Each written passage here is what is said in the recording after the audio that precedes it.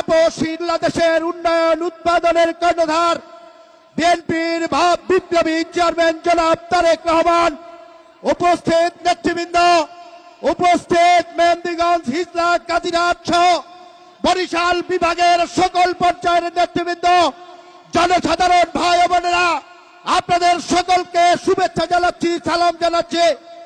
আজকের এই ঐতিহাসিক সমাবেশে আমার চেয়ারম্যানের সামনে আমি একটি কথাই বলতে চাই।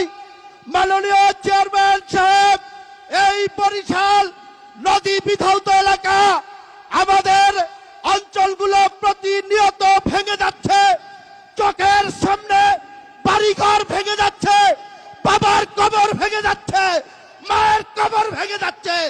আপনি এই বরিশালের নদী ভাঙন রোধের জন্য কার্যকর পদক্ষেপ নেবেন ইনশাআল্লাহ। আর বলতে চাই, জোয়ার উঠে গেছে, আওয়াজ উঠে গেছে, ধানের শীষের জোয়ার। ইনশাআল্লাহ ধানের শীষ বিজয়ী হবে। বাংলাদেশের মেহনতি মানুষের কণ্ঠস্বর তারেক রহমান বিজয়ী হবে। নির্বাচনের দিন পর্যন্ত সবাই ফল নিয়ে ঘরে যাব, এই প্রত্যাশায় বিদায় নিচ্ছি। খোদা হাফেজ। বাংলাদেশ জিন্দাবাদ, বাংলাদেশ জাতীয়তাবাদী দল জিন্দাবাদ। শহীদ জিয়া অমর হোক, বেগম খালেদা জিয়া অমর হোক, তারেক রহমান জিন্দাবাদ, ধানের শীষ জিন্দাবাদ।